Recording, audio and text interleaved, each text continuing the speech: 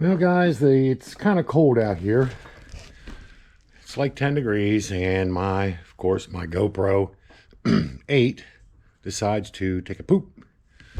So I'm working on getting the primary clutch off because my seal is leaking really bad.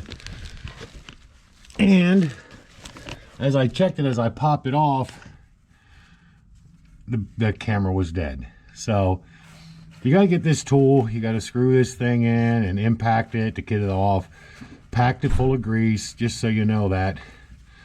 It just helps. So I packed it full of grease and it just screws in all the way. Just keep impacting it till it breaks loose. With it being so cold, it was a pain to get off. But finally, and I left all the clutch together. And as you can see here, I put this big nut back on. Well, I guess you can see it. Let me get a light. So I put the big nut here back on because I wanted to shoot. Guys, it is cold and I'm having a real hard time here. So I put this big nut back on so I wouldn't deform it. But anyway, like I said, I packed it full of grease, put this in, and this screws normal way because this is bigger than the bolt that goes in to secure it to the primary sheave in the back. And finally, after we hit it with my impact wrench for a while, and it's being cold out here, it did not want to separate. So finally, I got the whole clutch loose. And let me put this where it's somewhat out of the way. Now let's pull this off.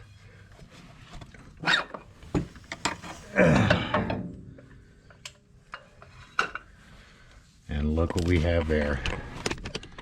A stinking mess. And it is a mess. And hope you can see, but right in this area here, it's just oil right now. Just coming out of it. So I've got to replace that seal. As you can see, the oil literally right there, and it's made a mess inside my case.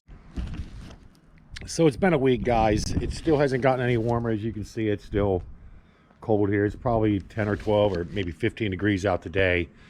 So since I last worked on the seal for the behind the primary clutch, I had to wait to get this seal from 123 Bearings, and it was here in less than a week.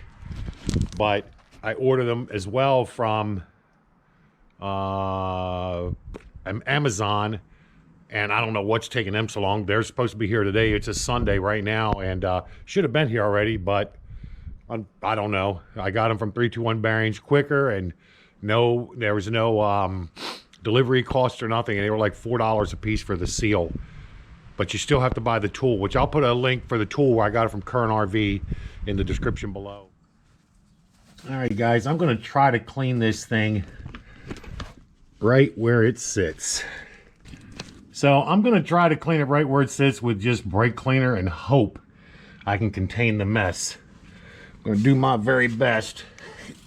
Being at 5 foot and 15.5 inches, it makes it kind of hard to do in this little spot. So I'm going to be using brake clean. Got it on sale at Harbor Freight. It's like $4.50 a can. And I'm going to try to just clean it in spot. I was going to take the whole thing out, but it's too cold. So what I want to do is just get it cleaned out the best I can.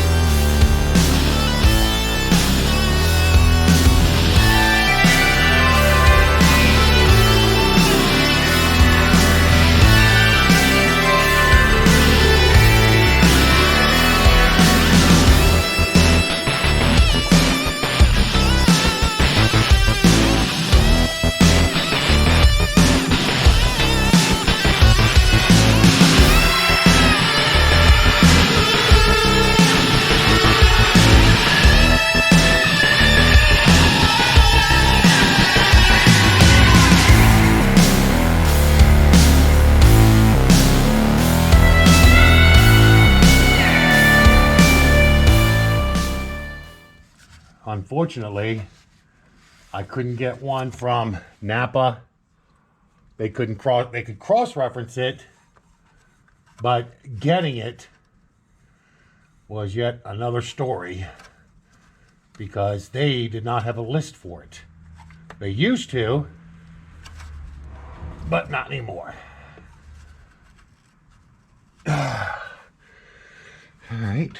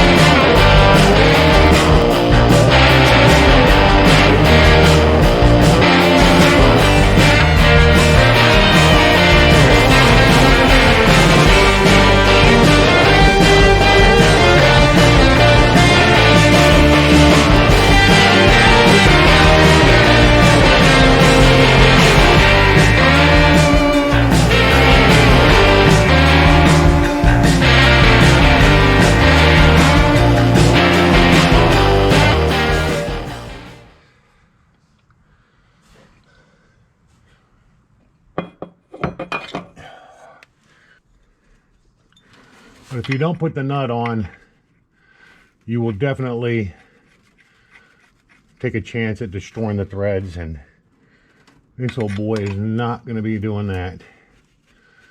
Not today.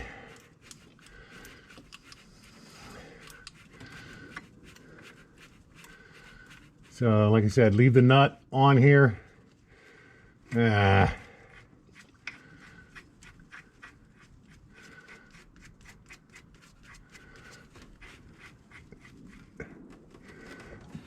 Beyond the thread. I don't know if you can see that,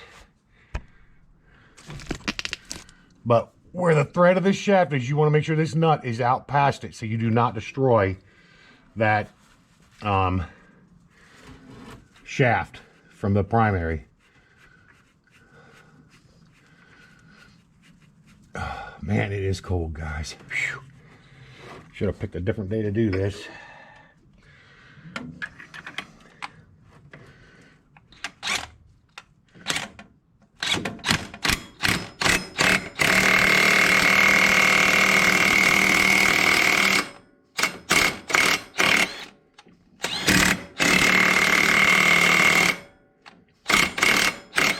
You know, guys, the only thing is, I don't know what's set and what's not.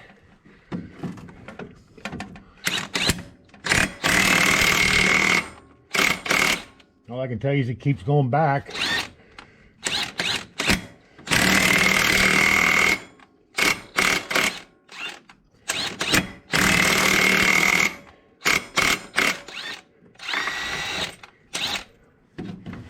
Keep this out so you don't screw them threads up.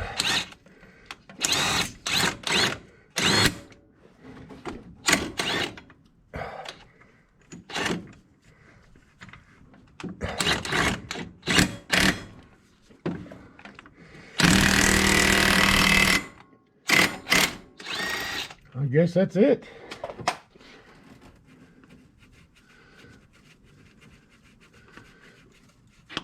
There's no real way for me to know, because there's no guidelines on this. There's nothing telling you what's right or what's wrong. So, heck, guys, I don't have a clue what's far enough and what isn't. But anyhow, we're going to continue putting this board together. Guys, I've discussed this in other videos. You have to make sure that you line the clutch up. There's my white line. There's a little groove on your, well, yeah, I cut myself. I don't know if you can see that little groove right there. That's a balancing point. And you have a second one on the rest of your clutch, your primary. And I'm going to locate it now, which is right here, I think. Yep. And I hope you can see, kind of difficult, right here. See that line? That's a notch. That is for balancing purposes. Them two lines have to line up to keep the clutch balanced.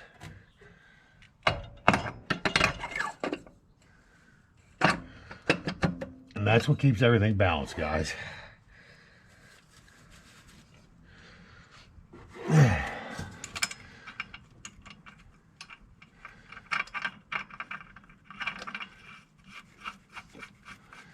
So I'm just going to get that started a little bit.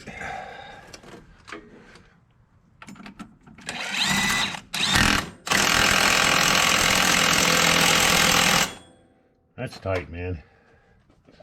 I'm going to have to just believe it's right.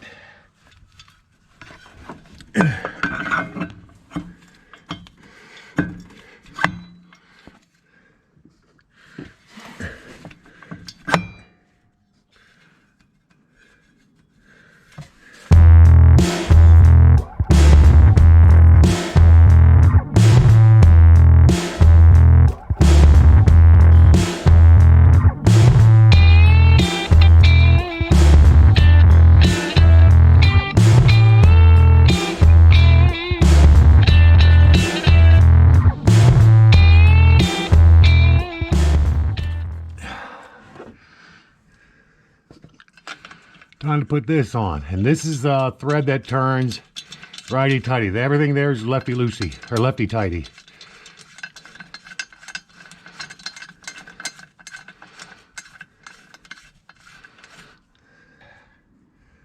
Guys, I'm beating myself to death.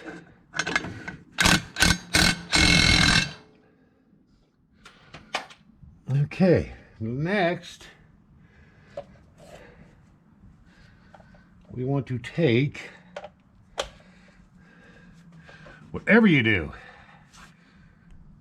do not forget to take the spacer, that bolt right there, out.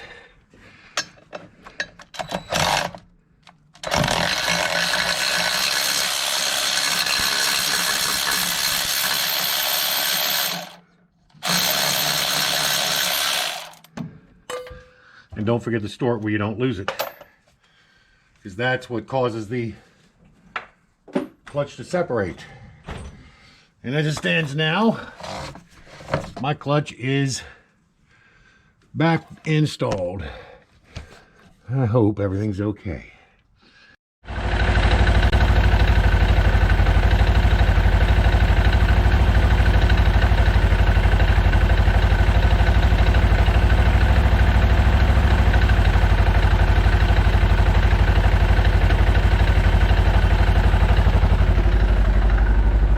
Clutches have always been kind of noisy, so I'm not going to worry about the little bit of clanking going on there, because they always make that noise. But one thing I am kind of concerned about is this. Here's the water pump. There's that little weep hole right here. Just has a little bit of antifreeze dripping out of it, and I have a feeling, because it's cold, and I think I heard someone say the seal there, these units are not designed for cold weather, and the seal will leak when it's cold. So I'm going to leave it run for a minute or two and just see how it runs and see if the drip stops. I mean, if it's going to drip a little bit when it's cold, I'm not sweating a mother load because I don't generally drive when it's 10 or 15 degrees out. I only drive when it's 50 or 40 or 50 or more because there's no sense in it. But once it warms up, it should be fine. So I'm not going to sweat the mother load. I'm going to go ahead and put the clutch cover on it and go from there, guys. All right, so it seems like that was dripping. This is the water pump, and that bleed was dripping bad. You can't see it, just a couple little drops, but it was dripping, and apparently it's not now. It just had to warm up. And that's what someone else had posted. I forget who it was, but whoever you are, sorry I didn't remember your name to give you credit for it, but these are not the greatest cold weather units, and they do have a history apparently of that leaking because the seal is faulty or whatever. But Segway's aware of it. This guy's aware of it because he told me that it was the second one he replaced because Segway replaced it once for them, and then now it's leaking again. I'm not concerned about it. I think it was unmarked Trailblazer. I'm pretty sure it's who it was. So heads off to you for putting that info out there, but I'm not going to sweat it. You know, it's cold as balls out here. It's 10, 12 degrees, whatever it is, it's cold. So I'm just not going to worry with it because, like I said, it's for a cold weather thing. And once it heats up and expands and does its thing, it's okay. So as you can see, it's not dripping now. It was a few minutes ago, but it's not now. So I'm not going to sweat the mother load on it. Other than that, the unit's running fine. Sounds good. I just got the tire back on it. Got the case back on it for the clutch, and it's about time to finish this video. So I'm not going to have the whole thing interior put back together. I got a few things I got to do in there. As you can see, it's a freaking mess. I put this up as a sound barrier. It's got a plastic sheet on it on each side that I'm going to take off whenever I get ready to start riding. Once you take that off, and then you take the back side off. I hope you can tell, but it is crystal clear. And you know, and all that is a little sound barrier for me anyway, because these Segways are loud, man, and that's going to stop the intake from making so much noise inside the cab of the unit, because these things are naturally a beast with noise. So I did that, just quieten it down some. So anyway, guys, that's going to do this video for the seal. In the link below, I will put a link to the tool from Current RV, the seals from 321 bearing or 123 bearing, whatever it is. I think it's 321 bearing. I'll put that in the link below as well. You get it from them. They got 350 in stock. There's none other that I can find anywhere else. So you're going to have to get it from them. But I just put mine on. It's set up. It's set in fine. So everything's fine on that part. So guys, until the next time, peace out. God bless. And see you later. All right, guys. So just so you know that you've got the right seal, I hope you can read. That says 47 by 70 by 12. This is a metric. I hope that wouldn't ain't bother you. It's a metric seal. The new one I got from 321 bearings is, or 123, whatever it is, 47 by 70 by 12. The exact same thing. So that's one thing you're going to want to make sure you have clear, because the one that originally was spec'd to me by Main Street Cycle for my primary is definitely not the right one. Not even close, but it might be a different model year or whatever, but it was not even close. So like I said, I'll put a link in the description below for what you guys are supposed to get or should get in case yours is leaking. Trust me, it's a pain in the butt to replace because you got to pull the whole clutch off. So it is what it is, guys. But anyway, there you go. Now you know.